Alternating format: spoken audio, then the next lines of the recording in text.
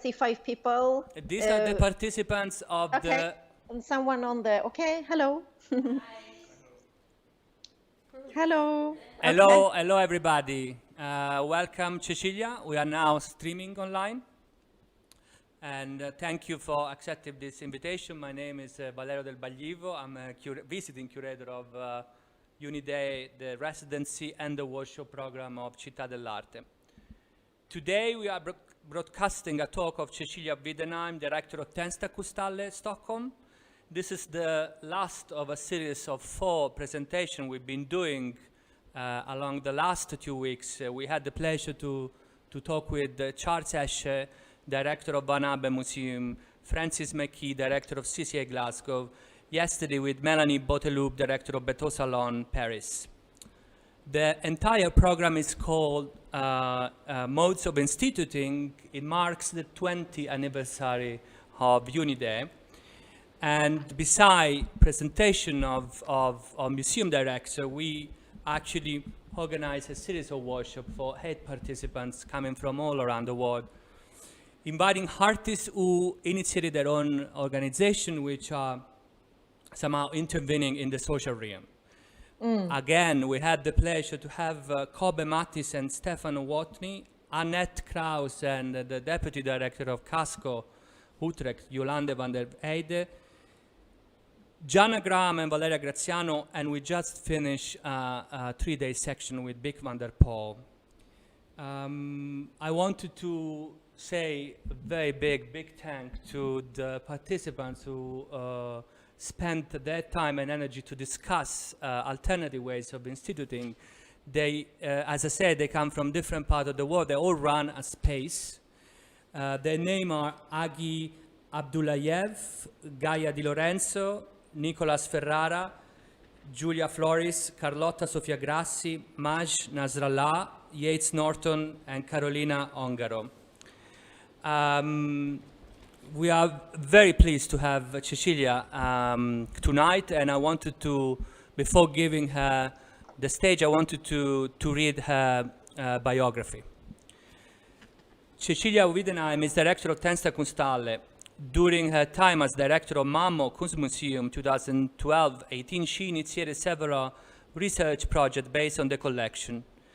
Previously, she was director of JASPIS, the International Artist Studio Program in Stockholm, 2008-10, and prior to that, curator at Moderna Museet in Stockholm, 97-2012. She has curated a great number of exhibitions with Hester Almqvist, Mary Kelly, Vera Nilsson, Yoko Ono, Martha Rosle, Cecilia Edefalk, and Anna-Sophie Sidan, among other artists. She has served on advisory boards for several art institutions, among them Overgarden and State Museum for Kunst in Copenhagen and Pris Eugens Valdemarsudde in Stockholm. She has taught widely since the 90s and has co-edited a number of books, including The Society Machine, 2018, OMF, The Woman Who Made Sweden Colorful, 2015, Baltic Reflection, 2014, Work, I Read on Art and Labor, 2012, Moderna Museet, the book, 2004, and Utopian Reality, Modernity in Sweden, 1960, published in 2002. So thank you very much, and everybody, and now, Cecilia, you can start. Thank you. Thank you very much for inviting me.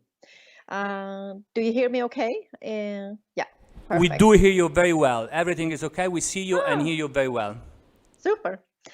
So I have prepared some notes, and initially I would like to just express my gratitude for inviting me to talk about this, because it's a topic that is very close to my interest.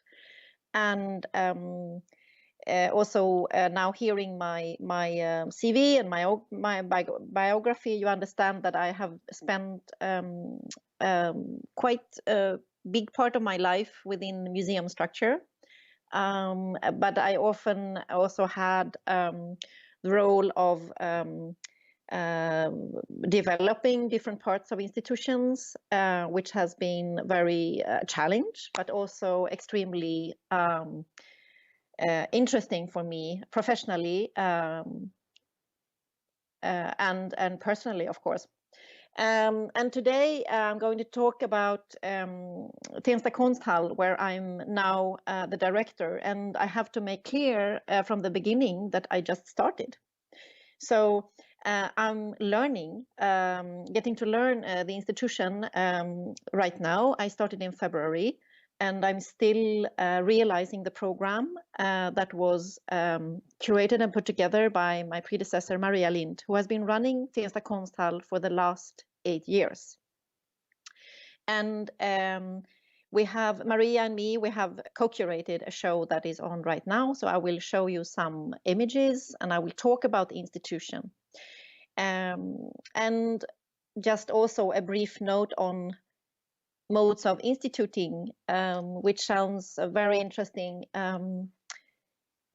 topic, and I'm eager to understand a bit about your discussions, of course, if it's possible, maybe not tonight, but in the future, and hear more about your views on the art context and the institutions as centers of knowledge production and exchange, and the contemporary political situation where, at least in Scandinavia, we are talking quite a lot about the art institutions and the museums and the political landscape, and to what extent art institutions are political instruments, and the relation between contemporary art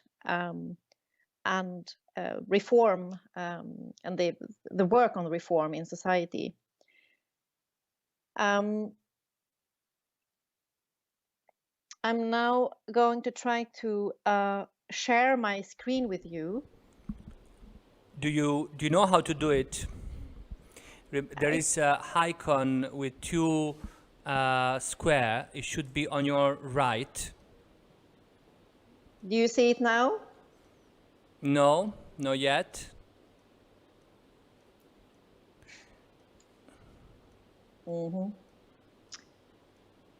Okay, start sharing.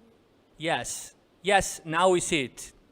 Okay, all perfect. So I put the microphone off. Huh? Yes. So Tensta Konsthall is situated outside of Stockholm, in the outskirts, so to say, and it's in a suburb that was and a suburb center that was built in the late 60s and early 70s, and it's on the blue subway line, like 20-25 minutes from the city center of Stockholm. And I have been following the program for many years, and it's like UNIDEE, it's 20 years now. So it celebrated 20 years last year. And what is important to know is that it was started and initiated by an artist who lived in the area northwest of Stockholm. And that is often talked about nowadays as a problematic area, or an area with big societal and social challenges. And this Konsthall has changed quite a bit over the years, of course.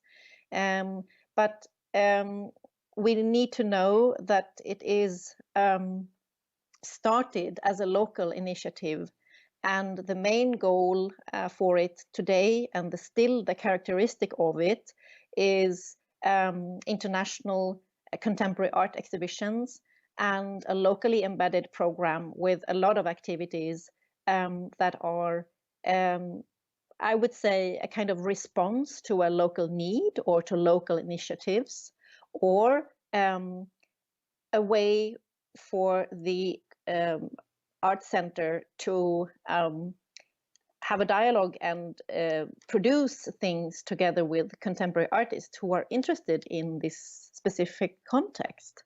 That is a suburb, and around 20,000 people live around the area. And what you see here is the courtyard and the main entrance. And you can see that the Tensta Center, it says on the very top on the big building. And in this very big building is a shopping mall. And you can see the trucks and the waste bins and the so all grocery stuff and all food and everything coming into the shopping malls is coming right through, almost through the entrance of the Konsthall. And this is during an opening, I would guess a summer day or a summer evening or something. This image I took yesterday, going out to pick some lunch up.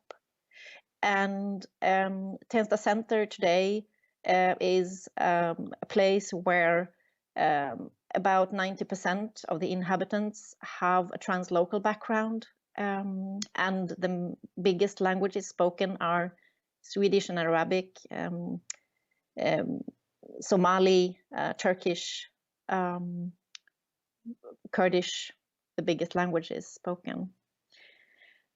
And the space is of course important, but just one part of all the activities and all the organization.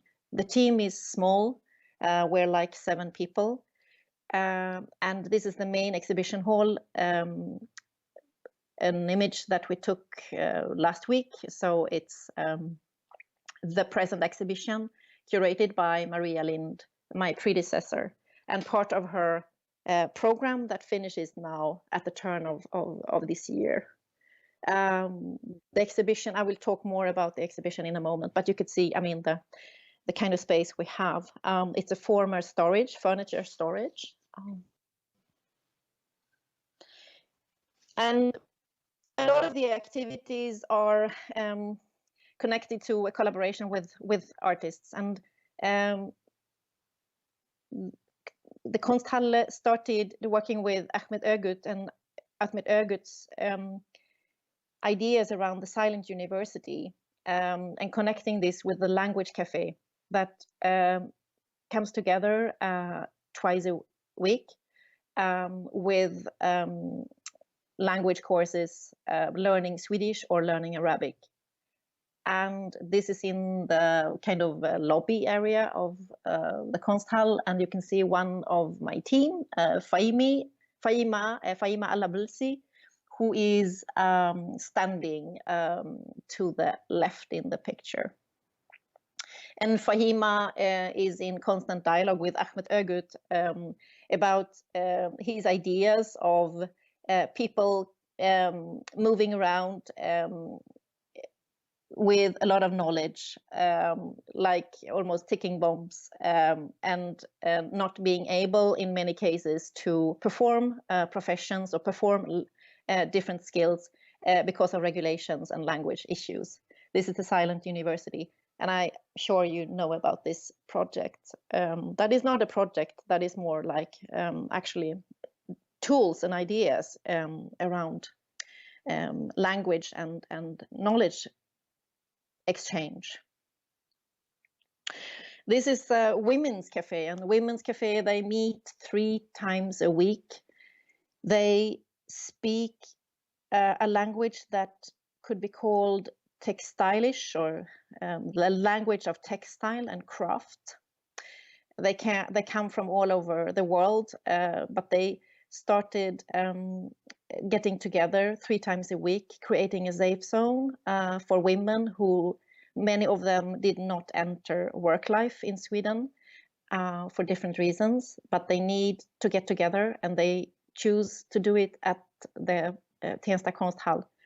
We do excursions every month together to open up doors in Stockholm cultural life and art life. So we go and see exhibitions, and we do go and visit different colleagues in art centers and spaces together to widen and also create a reference and a knowledge kind of base together. It's a very loose and informal group. Sometimes they move out in summertime and get pretty colorful. Yesterday, as all Wednesdays, we have tuition for school kids. And yesterday I asked today how many kids came for the tuition, so they do homework with volunteers yesterday. And we had 55 kids coming yesterday, so it was very crowded. And they come after school, they seek for help to do their homework in math and Swedish and all these different topics. And there are volunteers from the Swedish development partners who come around. And sometimes they ask me to help with their math, and I get very nervous because I'm not so good in math.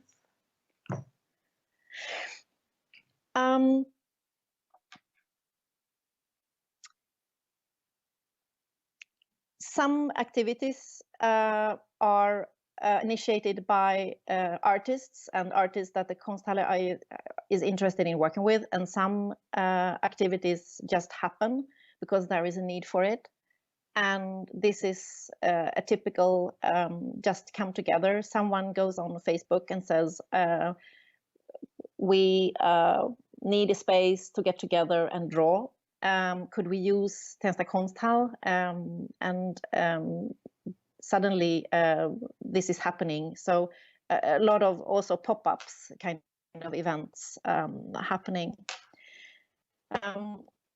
This is a photo that asks for people from 15 to 25 years old to join a read and write class that we organize this autumn, but also to spread the word about a prize and the competition where we ask teenagers or people from 15 to 25 years old to send in texts. It could be a song text, or it could be a poem or a novel or something, because there is a huge movement within this area of Stockholm and in Swedish cultural life around spoken word and revolution poetry. And this is something that is very dynamic, I would say, and that we try to embrace and invite artists who are interested in word and poetry and this area. Another way of bringing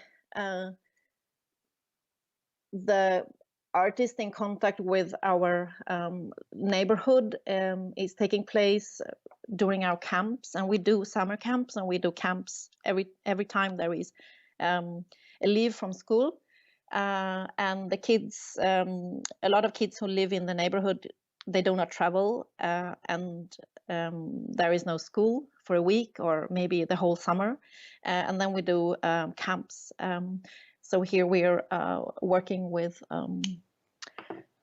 a camp that took place a couple of weeks ago with an artist who lives in the area. I think, yes. So 2 words about the exhibition program. As I'm a new director, a lot of people ask me, so what will you change? What will be different now when you work here? And what will you throw out? And what will you shut down? And what will you start? And I'm actually in a phase where I'm trying to understand how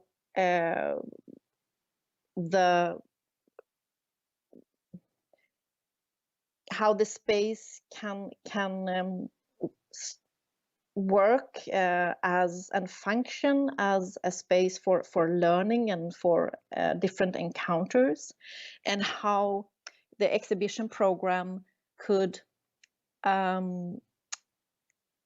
host, and the exhibitions could host different ways of producing knowledge and discursive events.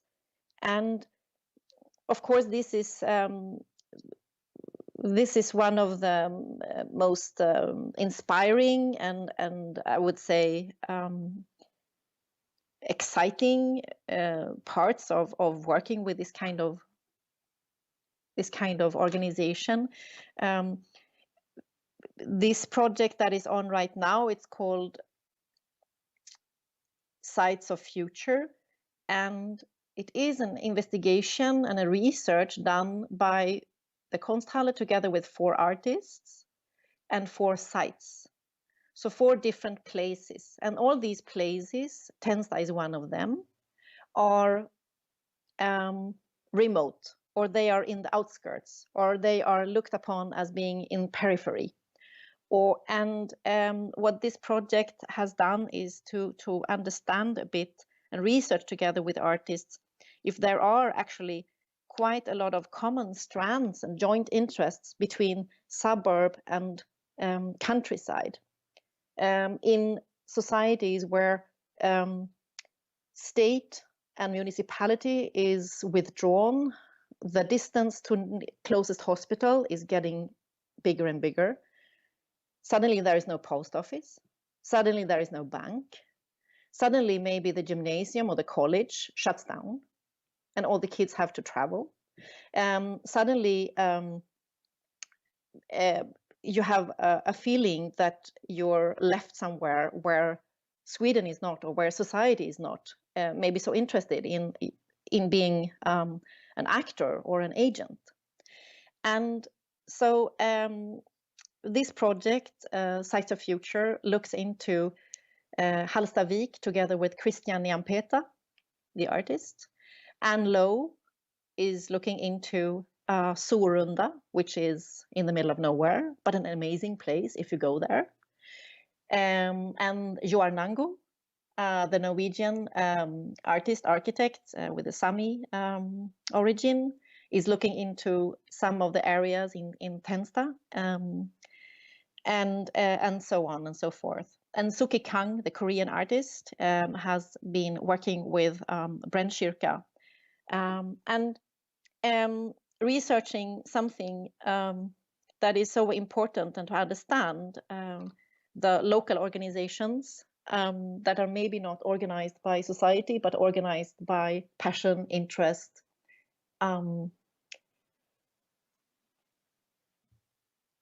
etc. This is the projection. This is a film by Christian Nyampeta, produced together with Tensta Konsthall last year, and it has been touring a lot.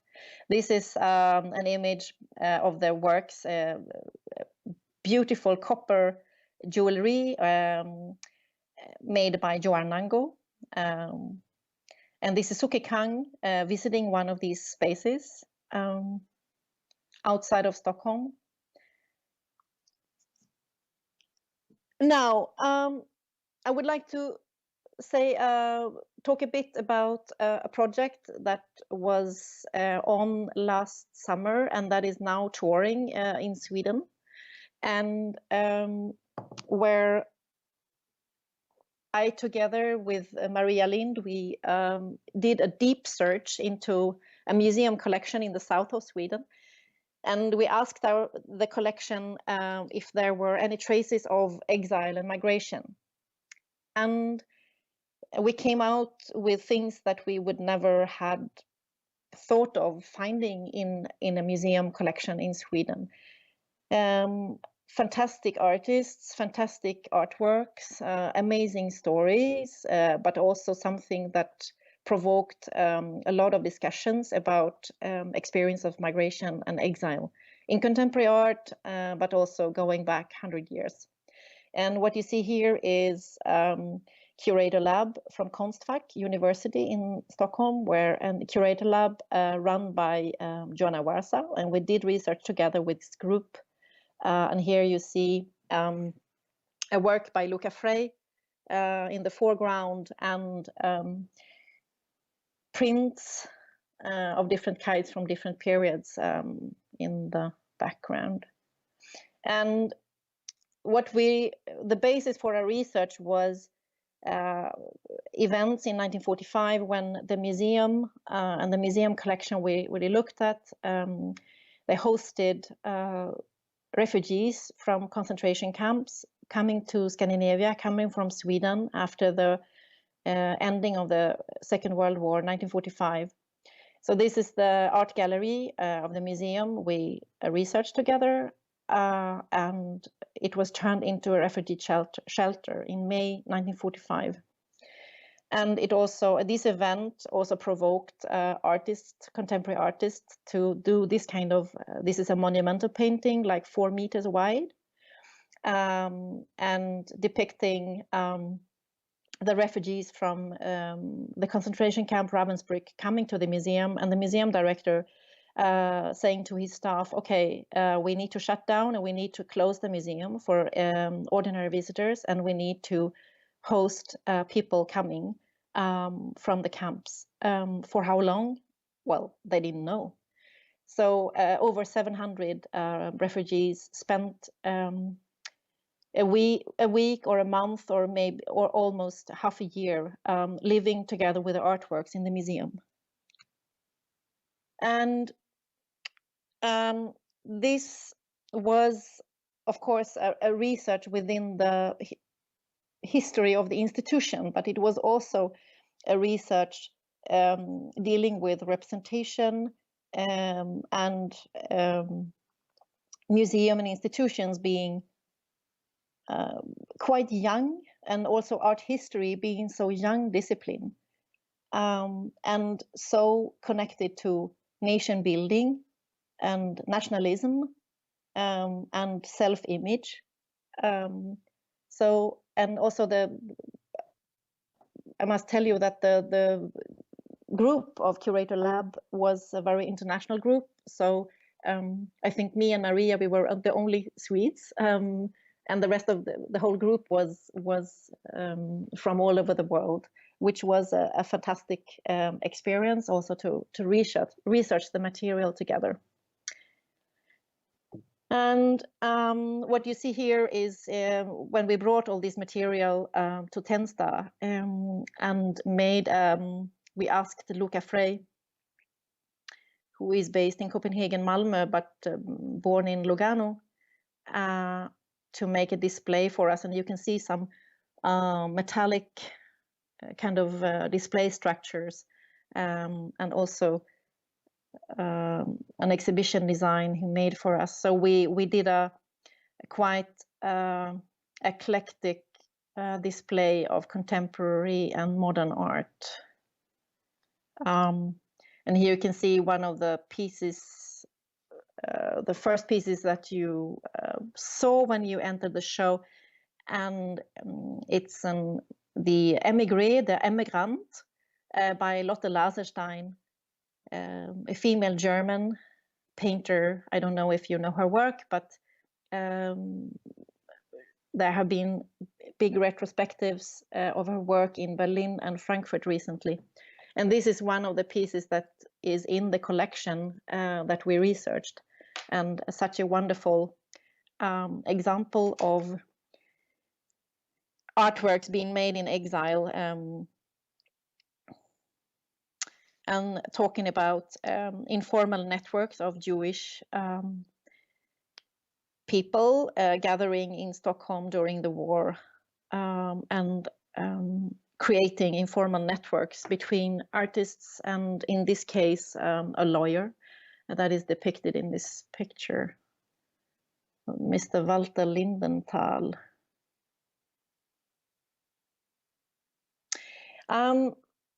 Tensta Museum, well, that is an interesting thing, and if I would have had another hour, we could discuss this, but it's something that is kind of an umbrella, and stressing a bit what an institution is, what an institution does. And a 20-year-old institution has a memory, has a story, has a future, of course, but also has ambitions, but it produces things.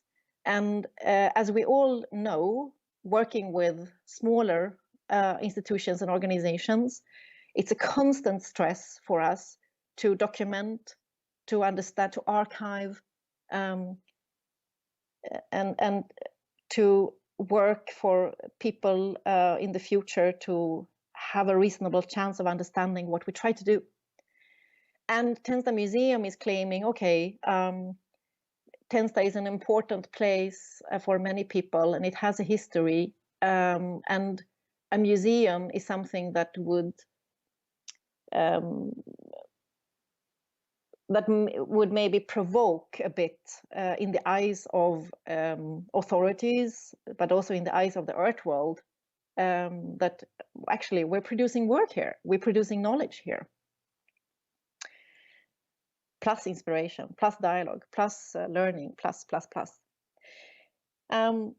Tensta Museum has done several pop-ups, and I will talk about some of them. This is a pop-up at the Architecture Museum. It's the Swedish State Museum for Architecture and Design in the city center. It's located in the same building as Moderna Museet, and is a very powerful and fantastic organization. And they invited Tensta Konsthall to do a pop-up last year, and this is what it looked like.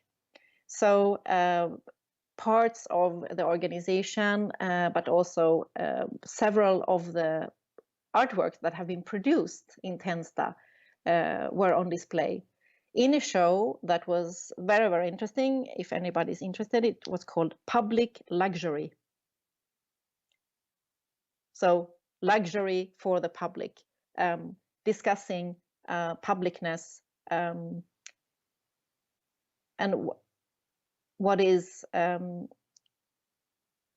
common, and luxury being a way of looking at a society that actually cares for its citizens and for its history and for its future. What kind of society is that? And what is the role of contemporary art and architecture? So this is inside the pop-up, and I see, yeah, this is some of the staff are around here. Asha, for example, looking at a video, and Hanna, who is producer. And what was lovely with this project is that the summer kids that came to the pop-up and worked as hosts, the Architecture Museum totally fell in love with them. So they were hired the next summer to be hosts working in the Architecture Museum. So these young people from Tensta, who very often have language skills and turn out to be super hosts, they were hired by the big state museum the summer after. This is a pop-up that we did last week in the shopping mall in Tensta. We celebrated 50 years. So this shopping mall in the suburb started off in 1969. And the people who, the company who owns the whole building, and also my building where the Tensta Konsthall is situated, they asked us, couldn't you please join in for this celebration? We're going to have folk dance, we're going to have a big cake, you know, we're going to have street dance, etc., etc. Could you do some arty stuff? And I saw that one of the shops, the spaces were empty, and there were no, it hasn't been rented for a long time. So I asked if we could just move in for a week. So we just moved up some of our activities, and here we have a language cafe going on Friday evening, and we also moved our office space to join, and also to talk about the history of the center, the history of the suburb, and be in contact with people who would maybe come and visit us someday.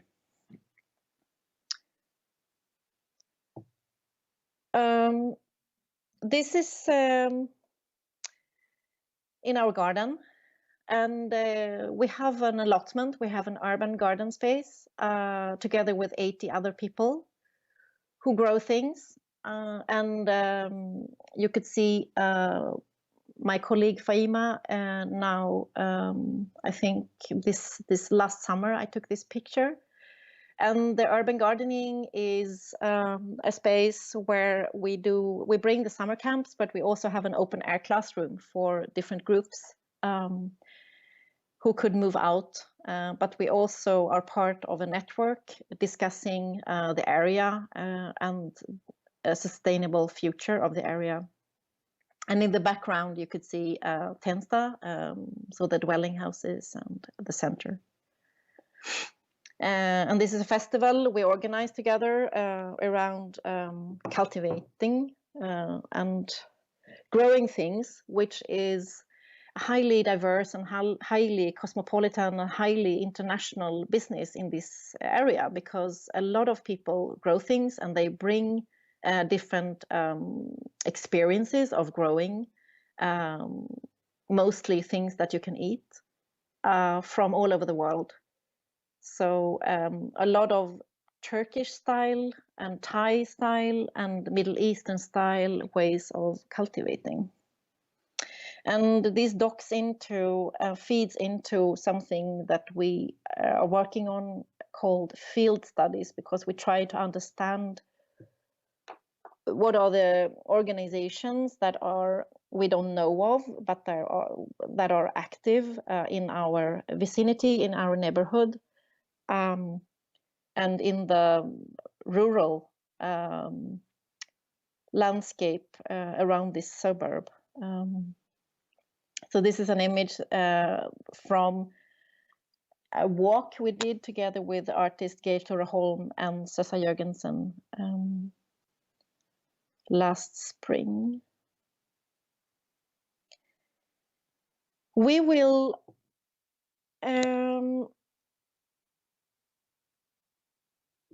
show in January. We will show Jumana Manna's film Wild Relatives in the Konsthall to be able to discuss with these different groups and within the project of field studies, talk about the international trade of seeds. And I don't know if you know of her film, but she has been looking at the story of the seed bank of Aleppo being bombed and ruined and destructed, and how people are starting to grow new contexts in Lebanon in relation and in dialogue with Svalbard, and the Svalbard seed bank that is in the Arctic. You see the image to the right. And this spring, we will also show the amazing Room G by Michael Rakowitz,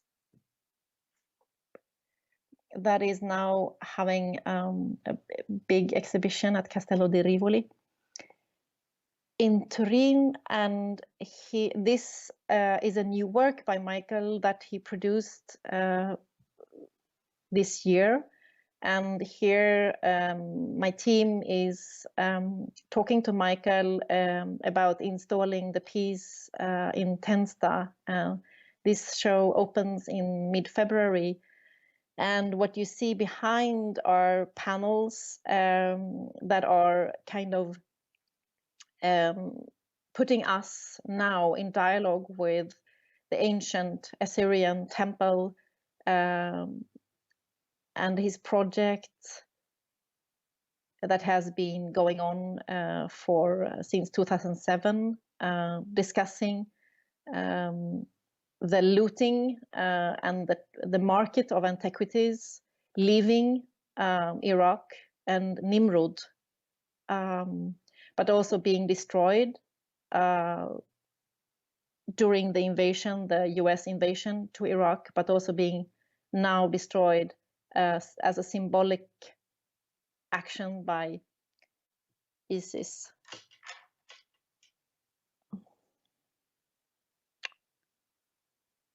And this is Michael and me checking out the date section in Tensta, and Michael totally loved Tensta because the food markets are amazing. And I don't know if you know about this project, but the colorful panels and kind of mosaics are made by packages transported via millions different crazy ways from Middle East to US, where he grew up. And in spite of different trade embargoes directed towards Iraqi export and US import, this type of Middle Eastern goods and packages are the base for this colorful kind of mirroring. I wouldn't say reconstruction, because it's not reconstructions. Michael talks more about a ghost-like appearance of these amazing pieces that are some of what we see now. They are all destroyed. And the pieces that are in British Museum, in US collection, that are in Berlin State Museums holds, all these are just represented by small kind of museum captions talking about the colonial grabbing of antiquity the last 150 years.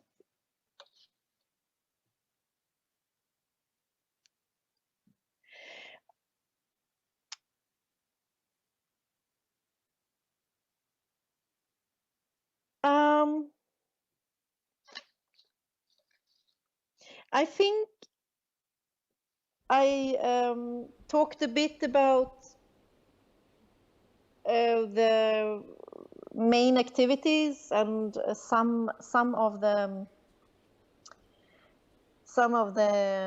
exhibitions that are right now, just to give you an example of productions and how productions could produce different ways of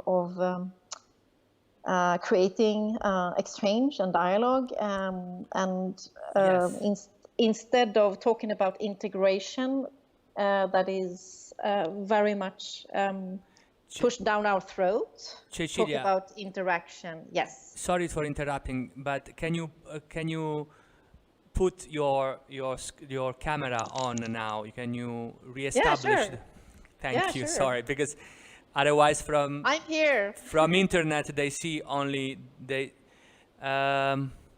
no, still we still see your screen. You should click it again.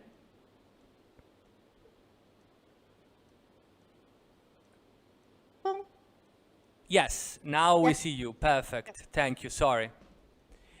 So yeah, that's what I wanted to show you and give you some basic from my point of view. Well, thank you very much. I'm impressed for many different ways. I didn't know, for example, that the institution was initiated by an artist, and it's also very impressive how you connected the programmation within the locality. We've been speaking about this idea of situating organization, and I guess this is one of the best and interesting examples we have been looking at. I'm also impressed by the variety of program you are doing within such a small team of 7 person only. Wow. Many things struck me. For example, the fact that there are even people coming and for pop-up events, and then they write you and they wanted to stay there, and this is very fluid and open space where to gather. This is fantastic. But also this idea of Tensta Museum, which is not only traveling in other institutions, but as I understand, correct me if I understood wrong, also in spaces which are not really usually hosting art events, or not usually art venues or art premises. So I recognize very much the effort you are putting in constantly establish connection with audience, actually challenging this idea of audience, and also on the top of it providing some services which are not necessarily related with art, or the art, or the idea we consider as art. The Silent University is definitely one very interesting project. We have to remember one more time that it was, of course, in this case, initiated by an artist, Ameto Gut, but I guess also to keep it going, keep it running for so many years is quite an effort. Do you guys have questions specific? Yes, you do? Okay. So I'm opening now Sure. the session, Perfect. if you don't mind, okay? Perfect. Hello, thank you Hello. for the time you're spending with us. Yeah, picking up on what Valerio said, actually what struck me is the quantity of activities that you have which are not strictly art related, like the Women Cafe and language exchange. And I was actually wondering why you think that an art institution like Tensta Konsthall has in some ways the responsibility to host and then also like provide this kind of spaces and activities for the community. I mean, I guess, sorry, I attached to this. You started by saying that maybe institutions can be also political instruments. And of course, in a territory of where there's a lack of certain things, maybe I don't know. Maybe you can develop reasoning about this. But yeah, thank you. That's a very very important, and I also talk to my team about this and try also to understand how we can, in what way the art world and these activities coincide, and where we meet or where we don't have to meet. But I think that art is one of the spaces where you hear so interesting conversations about society and world today. I think that contemporary art hosts so interesting experiences from artists, having worked for so long time with discourse that is not politics, that is not science. It's in between, and I think that institutions need to use their platform for hosting this kind of encounter between contemporary art and society and different groups. I even think it would be very sad if we don't let that happen. And I run constantly, daily, I run into people who are afraid of contemporary art or think that contemporary art is not for me. It's so too complex, it's too complicated. You need to read a lot of text to understand it. And I never understand it. And while we who are in the art world know that the conversations that could come out of contemporary art projects and encounters are so feeding and giving so much valuable information about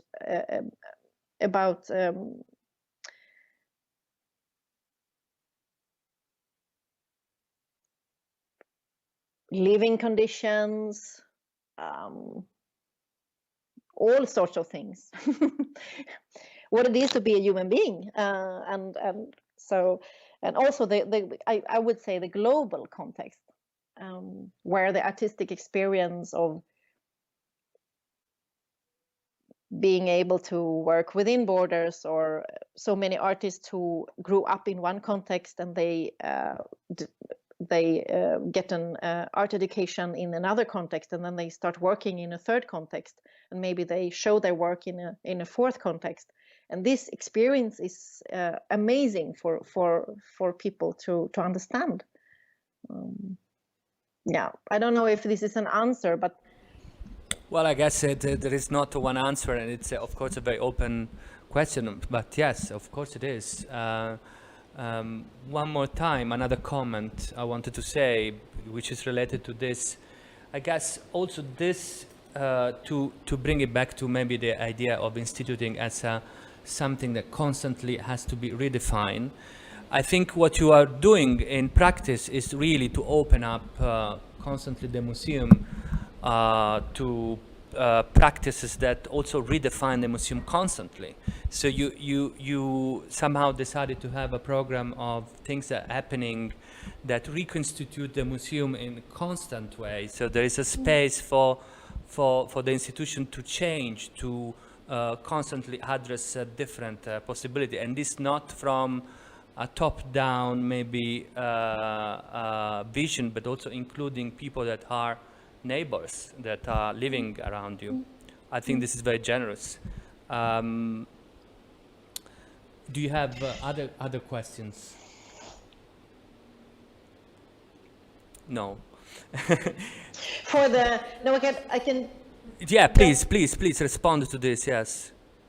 give you an example of also the curatorial group that we work with. One of the students asked if we could do a reading of a Bertolt Brecht poem that was part of a work within this migration traces in an art collection, this research within the museum collection. And she wanted us to invite people that could read this poem and translate this poem into the biggest languages of Tensta. And it's a very, in one way, simple way of an act of translation, but also to perform and introduce voices within this art exhibition that would not be heard if this proposal was not coming up. And of course, it's a lot of preparation, coaching, translation, but also an amazing experience for the people who came to the opening to hear Bertolt Brecht's poem being read. And if you know your Brecht, you know that he spent quite a lot of time in Sweden during the war and in the 30s as an exile. And he wrote some important texts and plays in Sweden. And when this is translated into other contexts that are present today in Tensta, we have a kind of third language or something being created, kind of in between history, contemporary translation actions, and performance, which is quite striking. There is another question. Hello, thank you so much for the talk. Was it me? I was wondering, talking about modes of instituting, and I think we've been talking about ways of aggregating or gathering, people and ideas around concepts and around situations. And I was wondering, and especially like the role that bigger institutions or more established institutions might have in relation to smaller institutions, for example. And I was wondering, just out of curiosity, because I've never been there, and if there have been examples of people who have been gathering in Tensta Konsthall and who have then created their own organizations, kind of like taking the knowledge that they experienced or they exchanged within Tensta Konsthall, within groups of people, amongst groups of people, and then these groups of people have then went on creating their own smaller institutions just out of curiosity. Because yeah, there's some. Thank you. That's maybe I'm not the best person, but I know of some examples, and maybe the team should answer this. But I know of some examples of, one is a media lab. So there was a course for younger people collaborating with the School of Journalism in Stockholm. So they did courses and they did classes, they did workshops, and then they started their own media kind of agency that is dealing with local news and also creating a local media voice that is still kind of running. That is one example, but there are also individuals that came for the art schools that I did not talk so much about that, but we have kind of art clubs for teenagers, and we invite people from the art academies and from the preparatory schools to advise how you apply if you want to be an artist, if you want to enter the School of Design. How do you do it?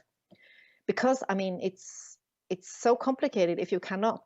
And there are several examples of teenagers who come from the area and they never met an artist, but they entered the art schools finally because they got the tools, and that is lovely.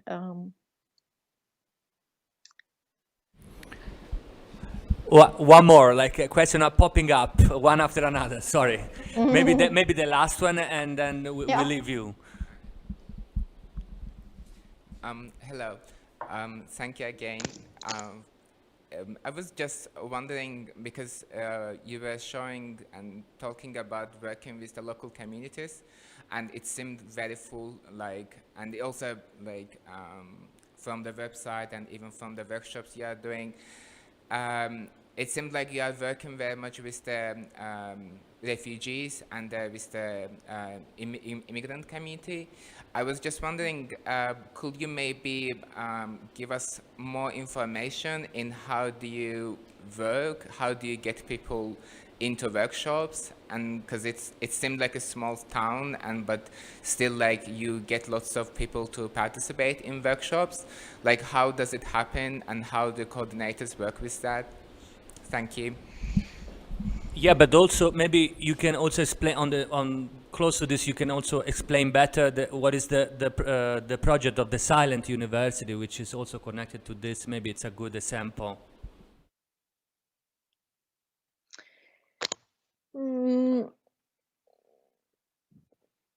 Yeah, so I think partly some of the activities are an answer to needs and initiatives that kind of come to the Konsthall in different ways. There was a young school kid that came and asked for, I would love to start a club. Could we use your space? And of course, as an institution, you need to think, okay, how could we provide space for this? What is the relation with art? Is there a relation? Must there be a relation? But of course, you need to kind of embrace this kind of initiative because it's a trust. It's a confidence in the institution. And when we do these courses and workshops, we visit schools and we visit preparatory schools So it's a mouth-to-mouth method. You cannot put up a sign in the shopping mall, nothing will happen. But you need to work with people. And what you also understand when you navigate a bit the landscape, that there are not so many communities. You think they're communities, but people are not organized this way, and people do not identify with communities, or you have a common language, but you don't feel like a family. So you need to enter people's interests in other ways, and that is one way is through school, and one way is through different organizations, and one way is to just be where people are. So, for example, this pop-up we did last week, of course, it's a lot of work and it's a lot of hours spent there, but the encounters you do when you talk to a lot of people, do you know we have summer camps? Aha, you didn't know. Okay, but maybe you should check out. Next time we do one is during the winter leave, or during Christmas, and etc. So there is no quick fix. It's hard work, and sometimes you are there, you have a fantastic artist as a workshop leader, and you have 2 kids, and then you have to figure out, okay, what went wrong, or you have too many. Like yesterday, we have 55 kids who wants to help with homework. I mean, it's impossible. You can imagine 55 kids in one room. So so now, and we work quite a lot with volunteers who help out. Was that an answer to your question? Yes, I think it was. And on the top of it, I wanted to say that the Silent University works with immigrants, people that are not they are not working in their own field. So the project itself consists in asking these people that are now living in another country to actually organize classes according to their own studies and knowledge. So this also create already somehow how do you say, a link with certain community and certain people already. So not only invite people to learn, but also invite people to actually share their knowledge, and so, which is also, I guess, another way to approach this question. But thank you, this was very important. Cecilia, I wanted to free you now, and it was very much a pleasure for us to have you, and I hope we can visit you once in the future. Yes. And good luck with this new job. We will follow you remotely. Thank you very much. Have a nice evening. Thank you. You too. For Thank you. inspiring. Bye. Bye. Thank you.